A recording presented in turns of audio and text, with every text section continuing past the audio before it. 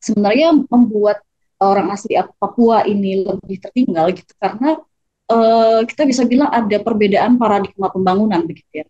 Hmm. Jadi pembangunan yang masuk ke Papua ini kan menggunakan paradigma perekonomian modern atau perekonomian pasar gitu ya. Ya sebenarnya umum lah ya terjadi di mana-mana gitu. Hmm. Nah sementara OAP ini kan mungkin kalau mereka ini adalah masyarakat hukum adat.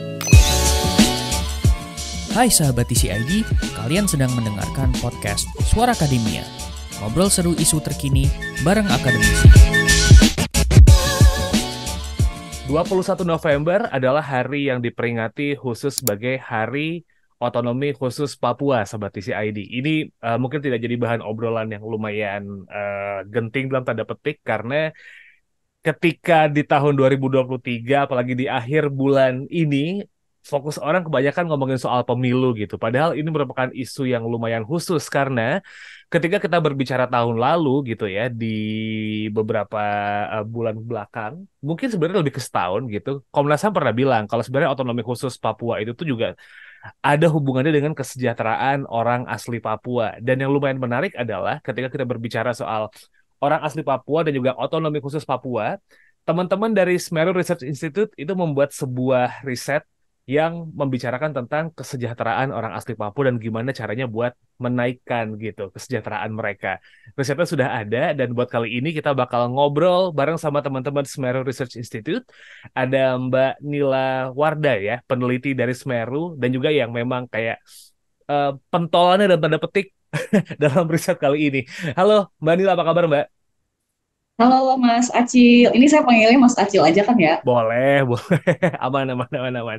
Anyway, Mbak Nila, mungkin general descriptions nih. There's a lot of people outside there yang mungkin belum aware gitu sama otonomi khusus Papua. Karena kalau kita berbicara daerah yang dispesialkan, umumnya orang bakal mikir cuman Jogja, daerah ibu kota Jakarta, sama Aceh gitu.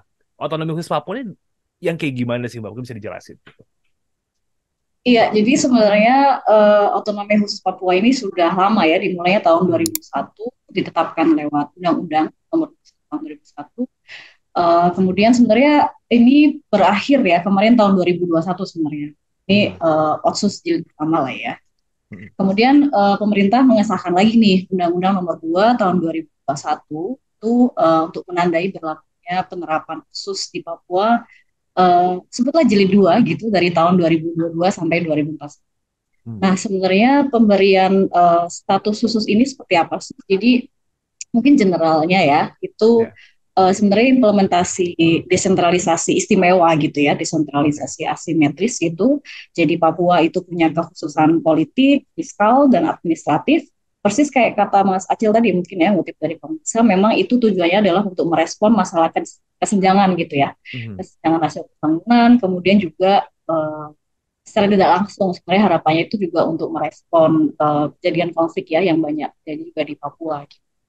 Jadi dengan adanya Undang-Undang Otsus ini pemerintah Papua itu juga punya sejumlah keistimewaan gitu ya. Hmm. Kayak ada super penerimaan khusus, kemudian juga pengambilan kebijakan yang lebih otonom gitu daerah di Papua gitu ya. Dan saya itu mungkin birokrasi kali ya yang lebih akomodatif terhadap representasi OAP gitu. Jadi kebijakannya pun juga lebih afirmatif terhadap OAP. Sorry, OAP ini singkatan dari tadi orang asli Papua. Ah, sip.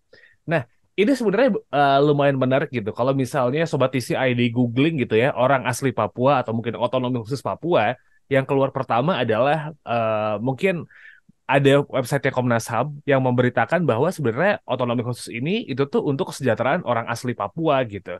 But a lot of people um, masih bingung gitu. Sebenarnya orang asli Papua ini orang yang kayak gimana ya? Karena ada yang beranggapan mungkin orang yang masih ada di suku-suku kah, atau mungkin orang yang born and breed di Papua adalah orang asli Papua, atau pendatang yang udah lama di Papua terus beranak pinak menikah dengan apa ya, orang asli sana jadi orang asli Papua juga. Mungkin Mbak Nila gitu bisa dikasih clear definition orang asli Papua ini orang yang mana gitu. Iya persis. Sebenarnya juga yang bingung itu bukan cuma Mas Acil dan teman-teman di Hmm. sini ya juga. Kita juga dulu di awal bingung. Kemudian sebenarnya juga pemerintah juga bingung. Ya. Oke. Jadi yang punya program di Papua juga sebenarnya bingung gitu. Oke. Ya tapi kalau merefer ke Undang-Undang OSUS ya, sebenarnya Hmm. kalau yang disebut orang asli Papua OAP gitu ya. Karena mereka sebutnya juga OAP sih bacanya. saya pakai OAP. Itu sebenarnya adalah orang yang berasal dari rumpun ras Melanesia gitu ya, yang itu sebenarnya adalah suku-suku asli di Papua tuh. Jadi kalau sukunya apa, mungkin kalau kalau di provinsi Papua yang lama gitu ya, Trans Papua dan kalau di Papua itu mungkin kita yang cukup familiar mungkin suku Dani ya, Lani, kemudian Asmat gitu ya. Kalau di Papua Barat itu ada Moi, kemudian Moi sekarang udah bukan Papua Barat tapi Papua Barat Daya ya. Nah, sekarang ada di Papua. Ada lagi suku Papua dan banyak lagi sih sebenarnya gitu. Jadi suku-suku itu sebenarnya kalau dalam rumpun ras Melanesia ya. Nah, kemudian sebenarnya perdebatannya itu adalah siapa nih dari suku itu? Kalau apakah harus kedua orang tuanya yang dari ras Melanesia itu atau bisa salah satunya gitu ya. Jadi sebenarnya kalau di undang-undangnya sih cukup general begitu ya. Tapi pada implementasinya kesepakatannya juga salah satunya oleh DPR Papua, MRP gitu. Biasanya bisa keduanya atau setidaknya salah satu dari ayah atau ibunya yang dari ras Melanesia itu maka dianggap orang asli Papua. Kira-kira begitu sih. Oke, now it's clear gitu. Buat definisi adalah orang asli Papua gitu ya, karena ketika sudah diturun undang-undang biasanya tuh definisi ditanyain banyak orang gitu. Dan undang-undang otonomi khusus ini dibuat untuk meningkatkan kesejahteraan daerah Papua dan juga penduduknya. Tapi kita nggak bisa mengesampingkan bahwa banyak sekali data di luaran sana yang menyebutkan kalau orang asli Papua atau mungkin penghuni penduduk yang tinggal di Papua itu tuh punya tingkat kemiskinan yang lumayan tinggi nih. Apakah ini jadi concern akhirnya undang-undang otonomi khusus ini ada, dan kenapa ini bisa jadi muncul nih Mbak? Kayaknya kayak Papua tuh susah banget buat berkembang gitu. What's wrong? Iya, benar. Jadi undang-undang OSIS memang hadir untuk itu ya, untuk meningkatkan kesejahteraan si orang asli Papuanya begitu ya. Kenapa itu juga muncul? Karena memang kondisi kesejahteraan si Papua ini memang rendah gitu ya. Secara regional gitu, wilayah Papua juga memang tertinggal daripada wilayah Indonesia lain. Kemudian juga di dalam Papuanya sendiri orang asli Papuanya juga tertinggal dibandingkan orang non OAP gitu ya, yang datang masuk wilayah Papua begitu. Nah, kalau penyebabnya apa? Kalau penyebab langsungnya tentunya sebenarnya karena proses dan hasil pembangunan di wilayah Papua itu tidak dinikmati secara merata gitu ya oleh masyarakat di sana, khususnya oleh OAP. Padahal mereka adalah orang yang asli ya. Tapi kalau kita melihat penyebab yang lebih mendasar gitu ya, kalau dari studi kami gitu, sebenarnya membuat orang asli Papua ini lebih tertinggal gitu karena kita bisa bilang ada perbedaan paradigma pembangunan begitu ya. Jadi pembangunan yang masuk ke Papua ini kan menggunakan paradigma perekonomian modern atau perekonomian pasar gitu ya. Ya sebenarnya umum lah ya terjadi di mana-mana gitu.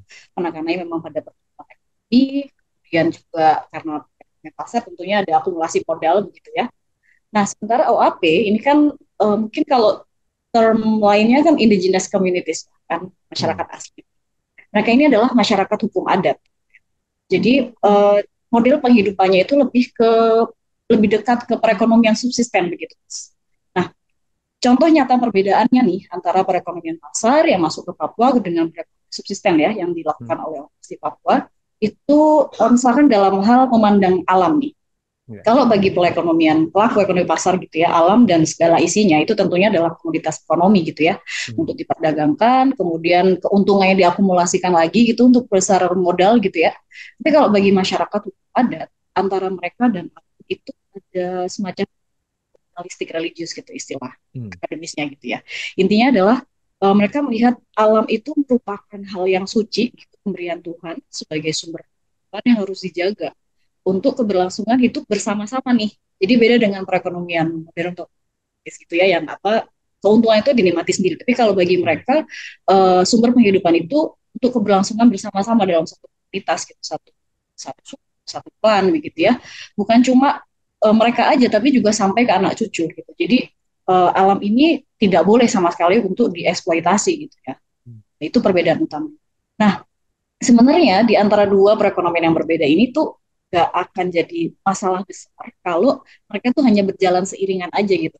Subsisten jalan sendiri, kemudian perekonomian yang modern atau satu jalan sendiri gitu ya. Tapi masalahnya ini adalah perekonomian modern ini itu makin deras gitu ya masuk di Papua. Yang makin lama akhirnya makin memojokkan perekonomian subsisten ini gitu. Jadi sementara let's say pendatang gitu ya atau non OAP itu datang dengan perekonomian pasar yang makin ekspansif gitu seperti nature-nya perekonomian gitu ya. Nah, alam dan ruang hidup dari OAP ini akan makin lama akan makin terancam gitu. Sehingga akhirnya ketimbangan kesejahteraan itu terlewatkan gitu. Itu sih Mas, kalau penyebabnya ya kalau dari kamu agak berat memang ya. I see. So basically pada akhirnya gini nih, ketika kalau misalnya kita melihat apa yang terjadi sekarang di Papua dan akhirnya ada gap gitu ya, ada um, jarak banget kalau ngomongin soal ekonomi gitu, kegagalan memahami hukum adat ini bisa jadi salah satu kunci yang membuat mereka membuat undang-undang ini gagal buat diterapkan dong, Mbak, buat escalate the situations of Papua gitu. Itu jadi salah satu kuncinya juga dong. Betul, persis sekali Mas. Jadi memang itu ya bisa dibilang mungkin evaluasi dari eh, ya mungkin kerasnya kegagalan kali ya, kegagalan dari penerapan 20 tahun undang-undang penerapan otsus yang pertama gitu ya. Walaupun sih ya tentunya ada progres, tapi ketimpangan itu nggak mengecil sebenarnya gitu ya. Kalau kita melihat progres dari pertumbuhan ekonomi itu sebenarnya oke, Papua gitu ya. Tapi kalau kita melihat kesenjangan sebenarnya tidak membaik. Karena itu jadi di jilid yang baru itu lebih ditekankan lagi nih afirmasi pada orang asli Papuanya. Oke, tapi kalau berbicara kesejahteraan kan nggak cuma soal ekonomi ya mungkin ya Mbak ya. Kita berbicara soal akses-akses yang lain gitu sebenarnya. Em, dengan adanya undang-undang otonomi khusus ini, based on dari yang teman-teman Semeru lakukan gitu, apakah memang mereka juga sudah mendapatkan fasilitas yang mungkin sudah dinikmati sama orang-orang di em, kota-kota besar di Jawa gitu, paling gampang deh, ya kan? Karena kalau kita berbicara kota-kota besar yang lain mungkin ada gap karena kan ada kesan kayak Jawa sentris dulu, Jawa dibenerin dulu nih gitu. Gimana nih buat yang lain-lain Mbak? Iya benar. Jadi kesenjangan itu juga di banyak dimensi ya, bukan cuma ekonomi gitu ya. Maaf, kalau kerentanan pangan misalkan itu juga timpang gitu ya. Tadi soal kemiskinan dulu ya, secara umum sih tingkat kemiskinan OAP di Papua itu 3 sampai 7 kali lebih besar gitu ya dibandingkan yang non OAP-nya gitu. Kemudian kalau dalam hal akses fasilitas kesehatan untuk melahirkan misalkan itu juga sama timpang juga gitu ya. Jadi yang OAP aksesnya itu sekitar 2 sampai 3 kali lebih rendah gitu ya dibandingkan yang non OAP dalam hal melahirkan di fasilitas kesehatan. Capaian pendidikan pun juga sama. Jadi kira-kira kalau dulu ya masih Papua dan Papua Barat ya. Kalau di Papua itu 70% OAP itu sekolah gitu ya, atau kalau sekolah itu hanya sampai tingkat SD. Kalau di Papua Barat itu lebih besar bahkan kayaknya 80% gitu ya. Kalau dibandingkan non OAP-nya yang di level yang sama gitu tadi nggak sekolah atau lulus SD itu cuma ya sekitar 50-an%. Jadi memang cukup timpang gitu ya. Oke. Menjadi lumayan menarik ketika berbicara soal kesejahteraan orang asli Papua gitu. Karena ya kita sering banget mendengarkan bahwa Papua itu daerah yang lumayan tertinggal kalau dibandingkan dengan Jawa yang setiap tahun dibangun, Papua enggak. But beberapa tahun kebelakangan, Mbak Nila, sepertinya pemerintah mulai lebih memperhatikan Papua gitu. Nggak cuma melihat Papua sebagai tempat bisa buat ngeruk emas ya, karena kesannya kan kayak tambang, tambang, tambang, dan tambang gitu kan, atau mungkin dieksploitasi hanya Raja Ampatnya buat jadi tempat berwisata dan that's it gitu. The situation is quite a little bit different. Programnya udah banyak nih buat memperbaiki kualitas hidup orang asli Papua gitu. Kita bisa ngelihat bahwa ada pembangunan jalan, harga BBM dibikin satu harga, yang kayak gitu udah dilakuin. Tapi asumsi beberapa orang juga itu menganggap program ini kurang berhasil nih karena nggak kena ke semuanya gitu, atau mungkin kayak belum menyeluruh semuanya gitu. Perubahannya masih kecil banget. Apa yang membuat ini gagal ya Mbak ya? Bukan gagal sih, apa yang membuat ini jadi kayak kurang gitu dan masih dianggap belum berhasil gitu Mbak? Iya, jadi sebenarnya utamanya karena yang tadi saya bilang itu ya paradigma pembangunannya gitu ya, yang masih kalau tadi Mas bilang Jawa sentris ya persis juga. Sebenarnya upaya pembangunan atau peningkatan kesejahteraan di Papua itu juga sama, pendekatannya itu masih Jawa sentris. Ya. Padahal jelas kondisi Papua itu berbeda. Secara geografis itu juga sangat berbeda gitu ya, akses mereka itu juga udah susah gitu ya. Kemudian juga tadi yang paling utama perbedaannya itu adalah dalam hal mereka ini indigenous communities, mereka masyarakat adat yang punya kultur yang berbeda gitu ya. Jadi memang yang kalau menurut kami dari studi kami penyebab utama uh, kegagalan itu, kalau bisa kita bilang kegagalan itu karena paradigma pembangunannya tidak disesuaikan dengan konteks Papua gitu ya. Jadi kalau gimana perbaikannya ya itu yang harus disesuaikan ya. Mungkin kalau saya bisa elaborasi lagi ya, ini nih kalau kita mau menyesuaikan target paradigma pembangunannya gitu ya menjadi konteks Papua, maka sebenarnya target pembangunan uh, indikator keberhasilan pembangunannya itu seharusnya bukan hanya pertumbuhan ekonomi dan penurunan tingkat kemiskinan saja gitu. Karena kalau targetnya itu kayak Mas Aksur tadi bilang gitu ya, industrialisasi besar di Papua ekstraktif gitu, banyak dibanyakin aja pertumbuhan pasti akan tinggi. Kemudian kalau semakin banyak industri maka kemudian akan semakin banyak pendatang masuk yang dia sebenarnya sudah memang mereka sudah terbiasa dengan perekonomian pasar tadi itu ya. Jadi mereka less likely lah untuk kesejahteraannya itu rendah. Maka kalau kita ngomongin itu tingkat kemiskinan juga pasti akan cepat turun gitu. Karena kan tingkat kemiskinan itu diukurnya proporsi penduduk gitu ya atau proporsi rumah tangga di satu wilayah yang masuk dalam kategori miskin. Kalau pendatang sebenarnya semakin banyak masuk gitu, ya tingkat kemiskinan pasti akan cepat turun. Tapi kan kemudian akan menyisakan OAP yang tetap miskin gitu loh. Jadi target prioritasnya sebenarnya di sini adalah pengurangan ketimpangan seharusnya. Yang sayangnya nih Mas, jadi kalau dari Otsus Jilid 2 tadi ya dengan undang-undang yang baru tuh sebenarnya juga ada dokumen namanya RIPPP gitu. Rancangan itu percepatan pembangunan. Ini yang bikin beda dengan undang khusus yang jilid pertama gitu ya. Jadi kalau yang sekarang itu undang-undang yang khusus baru itu hadir juga dengan melampirkan si rancangan induk ini. Sayangnya di rancangan induk ini target pengurangan ketimpangan ini juga nggak ada gitu. Targetnya itu kalau dalam arah untuk Papua produktif gitu, biar mereka semakin sejahtera, itu lagi-lagi perkembangan ekonomi, mungkin pengurangan pengangguran, tingkat kemiskinan, tapi tidak pangan gitu ya. Padahal itu besar ya.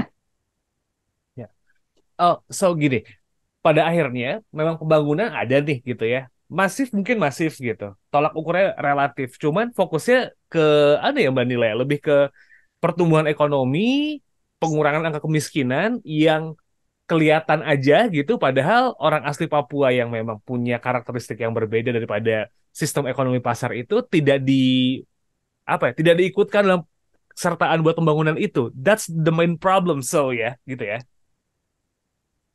Oke.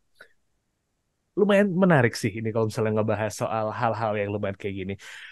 Lumayan rumit gitu. So, gini nih Mbak Nila, pertanyaannya. Jadi, apa yang harus diperbaiki untuk hal ini nih? Apakah memang kita mulai dari level kebijakannya aja dulu, atau pengambil keputusan nih ngerti dulu deh Papua gimana gitu, baru mikirin soal pembangunannya, karena kecenderungannya asumsi saya yang mungkin ngeliatnya dari luar dan nggak terlalu banyak ngikutin kasus ini gitu, mikirnya adalah oh pemerintah tuh ya udah bangun bangun bangun bangun aja, tapi masyarakat aslinya tuh kayak ya udah ntar bakal ngikut sendiri gitu. Apa harusnya gimana nih Mbak?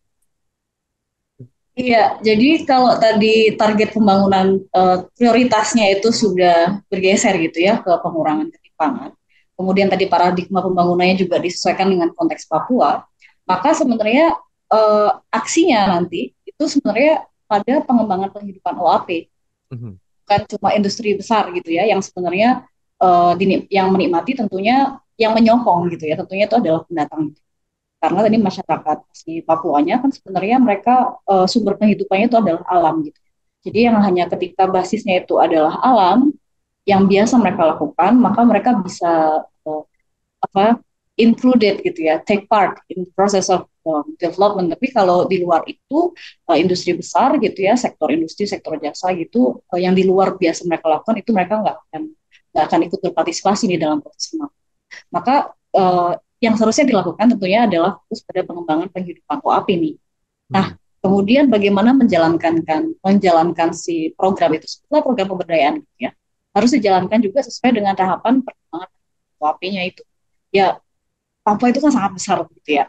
Tentunya walaupun tadi saya bilang orang asli Papua, kemudian masyarakat ada, tapi tentunya kan akan beragam gitu ya, antar wilayah, antar suku-suku dan suku yang lain, itu akan beragam. Tadi Mas udah bilang ya, apakah pemerintah harus tahu dulu tentang Papua? Persis. Jadi, apapun programnya, untuk key poinnya adalah harus tahu dulu sebenarnya bagaimana sih karakteristik OAP bukan secara general tapi secara spesifik di wilayah yang akan ditarget program pemberdayaan lah ya, let's say.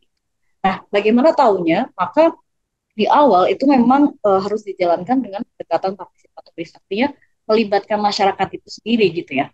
Jadi kalau selama ini mungkin dengan pendekatan modern gitu ya, jadi menganggap sekolah ini sebagai objek pembangunan gitu ya. Betul. Tapi dengan pendekatannya partisipatoris, artinya di sini kita libatkan mereka juga sebagai subjek dari pembangunan itu. Jadi kalau melibatkan mereka dari awal gitu, kita akan tahu sebenarnya ini kultur mereka itu seperti apa. Di wilayah sana itu ada potensi apa hal sumber penghidupan yang biasa mereka lakukan gitu ya. Jadi arahnya itu bukan untuk bukan lompatan ekonomi dengan memperkenalkan atau mata pencarian baru begitu ya, menggeser mereka jadi berkebun kemudian menjadi apa namanya pegawai pabrik gitu kan. Ya. Tapi mengembangkan sumber penghidupan yang sudah biasa mereka lakukan. Nah, kalau sudah teridentifikasi di awal, kemudian terus iringin pendampingan yang terus-menerus ya. Kalau dari studi kami kemarin sih ya, jadi kita mengamati itu bukan satu hal yang utopis sebenarnya. Sudah ada yang melakukan, baik dari pemerintah itu, salah satu pengusaha itu salah satu NGO yang bergerak banyak ya di Papua. Kemudian dari pemerintah sendiri sebenarnya pemerintah pusat, misalkan Kemendes itu punya program di wilayah Papua juga, mereka menggunakan itu tuh. Jadi di awal dengan pendekatan partisipatoris, kemudian dalam prosesnya juga dengan sinabungan, dan itu menjanjikan gitu loh. Jadi sebenarnya itu bukan something yang impossible gitu, itu masih bisa. Cuma memang jadi untuk itu bisa dilakukan emang harus pelan-pelan gitu ya. Jadi nggak bisa dilakukan dengan target percepatan pembangunan gitu, nggak bisa. So basically ini udah dilakuin sama banyak orang ya, Mbak Nila ya.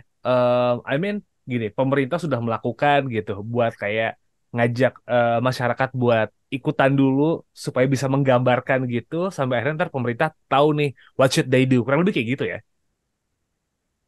Iya, betul. Kemudian setelah itu diiringi dengan pendampingan yang berkesinambungan gitu ya. Jadi ada beberapa program pemerintah yang sudah menjalankan itu, kemudian non pemerintah juga lebih banyak lagi sebenarnya menggunakan itu ya. Jadi ini yang perlu di mainstreamkan gitu. Sebenarnya di dalam dokumen RIPP-nya juga udah disebut ya tentang pendekatan partisipatorisnya ya, bahwa dalam setiap tahapan itu memang harus melibatkan masyarakat pasti. Di sana sampai pada tingkat kecil itu sebenarnya juga sudah ada pemetaan wilayah adat itu juga sebenarnya di dalam RIPP-nya sudah mengamankan itu, cuma memang perlu dilakukan. Jadi kalau yang di RIPP itu hanya skala besar gitu ya, pemetaan wilayah adatnya itu jadi di seluruh wilayah Papua jadi 7 wilayah adat gitu ya. Nah kalau dalam proses upaya pengembangan penghidupan, dalam proses pemberdayaan, 7 itu masih terlalu besar gitu ya. Jadi memang harus di breakdown lagi sampai pada skala komuna gitu ya, tempat target sasaran program pemberdayaannya begitu ya. Nah kemudian diiringi dengan pendampingan terus menerus. Nah itu baru sebenarnya itu bukan utopis kayak yang saya bilang tadi, itu masih mungkin dilakukan, cuma memang tidak bisa dilakukan dengan target percepatan gitu ya. Jadi memang harus pelan-pelan sesuai dengan tahapan perkembangan mereka gitu ya, sebagai masyarakat adat, indigenous communities yang tentunya berbeda dengan masyarakat lain gitu. Jadi pemberdayaan di Jawa itu akan berbeda dengan pemberdayaan yang ada di Papua. Papua pun pemberdayaan yang ditargetkan kepada yang diikuti gitu ya oleh non OAP gitu, orang Jawa yang tinggal di Papua itu juga akan berbeda, transmigran gitu ya, akan berbeda dengan masyarakat asli Papua gitu ya. Nah, yang pelan-pelan ini memang yang perlu menjadi perlu difahami dan juga dilakukan oleh pemerintah atau semua pelaku pembangunan yang di Papua gitu ya. Jadi walaupun judulnya dokumennya adalah rancangan percepatan Papua gitu ya. Kalau untuk service delivery misalkan untuk pembangunan puskesmas atau distribusi dari dokter, suster, kemudian juga guru, memang itu harus dipercepat. Birokrasi itu harus dipangkas biar lebih cepat. Tapi kalau untuk pengembangan penghidupannya itu nggak realistis juga untuk kalau cepat-cepat gitu ya. Yang paling penting adalah partisipatoris dan memang diikuti gitu ya dengan kehidupan masyarakat. Mungkin ini satu sedikit contoh gitu ya Mas ya. Jadi dari diskusi kita dengan LIPI ya, BRIN gitu ya, salah satu akademisi yang memang dia fokusnya ke Papua. Beliau tuh cerita, jadi dulu itu ada program pemberdayaan gitu ya, ngajari masyarakat asli Papua tuh nanam ini buah naga gitu ya. Hmm. Jadi sasarannya di 3 kampung begitu. Kemudian seiring dengan waktu 2 kampung ini sudah menyerah mereka. Mereka, Oke. ini nggak bisa nih. Memang itu juga pertanian, tapi juga mereka belum terbiasa untuk berkebun begitu ya. Karena kan mereka cenderung berburu dan meramu begitu ya. Jadi mengambil apa yang ada di hutan. Jadi berkebun itu sebenarnya cukup baru. Ya. Oke. Nah, 1 kampung yang bertahan. Baru kemudian mereka akhirnya bisa itu berhasil nanam buah naga itu setelah 10 tahun mas proses pemberdayaan dan pendampingan tersebut. Jadi artinya memang ini mungkin, tapi memang Hmm. harus pelan-pelan gitu untuk meningkatkan kesejahteraan masyarakat di Papua. Kira-kira gitu sih. Oke. So, kalau kita dari obrolan kita dari awal sampai di sekarang nih gitu, Mbak Nila, pada akhirnya, correct me if I'm wrong ya gitu ya, pencatatan penduduk gitu, pencatatan orang-orang yang masuk dalam kategori orang asli Papua, demografinya seperti apa, itu justru malah jadi kuncian dong Mbak buat pembangunan Papua ke depannya nih daripada cuman mempercepat ya udah, yuk kita bangun semuanya, perbaiki jalannya, kita sediakan semua bangunan ini itu apa ya? Pemahaman demografi Papua ini sebenarnya jauh lebih diperkuat gitu untuk supaya bisa memajukan Papua jadi lebih baik lagi. Kurang lebih kayak gitu dong. Persis banget Mas. Jadi memang data itu sebenarnya juga jadi masalah teknis utama gitu ya. Hmm. Jadi kalau tadi ada masalah mendasar, ini data ini sebenarnya masalah teknis, tapi itu utama gitu ya, yang mengganggu semua proses delivery. Jadi bahkan tadi saya bilang berbagai data tadi ya tentang tingkat kemiskinan, kemudian pendidikan segala macam. Itu kita bisa mengolah dengan memisahkan antara orang asli Papua dan yang non orang asli Papua. Itu sebenarnya data lama karena itu Hmm. data yang satu-satunya tersedia. Jadi yang akses pendidikan kita mengakses dari sensus penduduk 2010 pasien ya, yang Hmm. 2020 ini belum bisa akses. Kemudian kalau untuk sampai menghitung kesejahteraan, kita hanya bisa menggunakan data Indonesian Family Life Survey yang untuk wilayah timur tahun Hmm. 2012. Yang terbaru ini nggak ada gitu. Yang bisa sampai memisahkan antara orang asli Papua dan orang asli Papua begitu ya. Hmm. Uh, Berapa inisiatif jadi non pemerintah gitu yang berusaha memfasilitasi pemerintah Papua gitu ya, pemerintah daerah Papua untuk pengumpulan data itu udah ada. Ada beberapa yang oke, ada beberapa yang masih.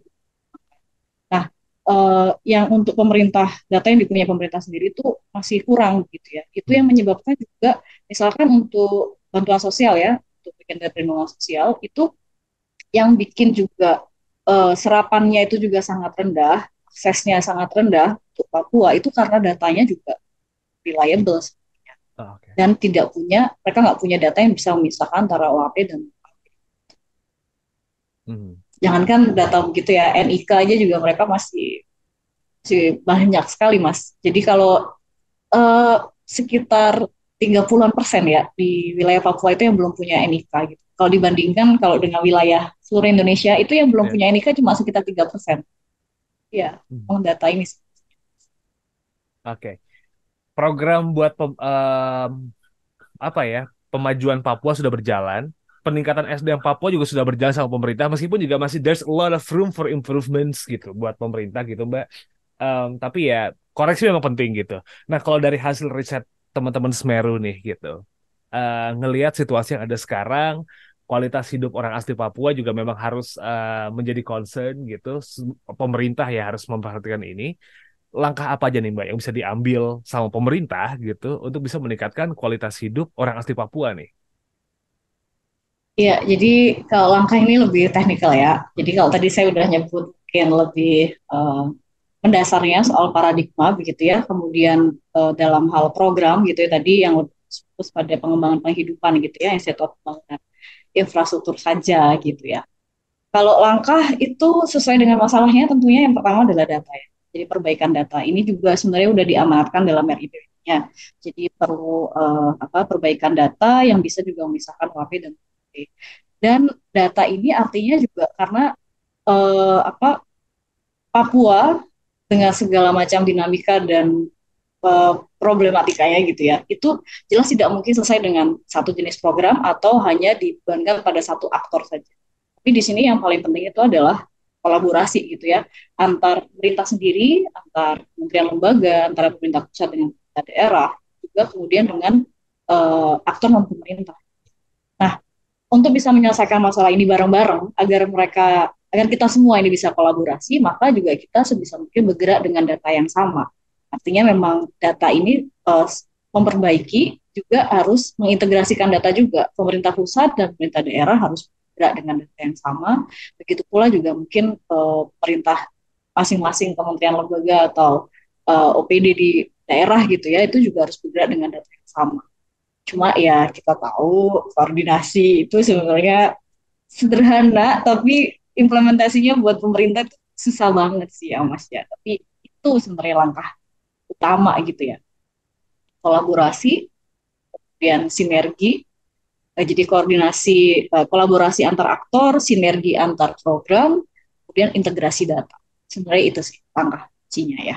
Itu kuncian banget buat sobat TCID yang emang dengerin terus juga tiba-tiba concern sama isu Papua ya, menggambarkan siapa yang tinggal di sana, siapa yang orang asli Papua dan bagaimana karakteristik penduduk asli sana itu jauh lebih penting daripada cuma kayak throw the money, give them facilities, but we don't know sebenarnya mereka seperti apa gitu. That's the key of this conversation.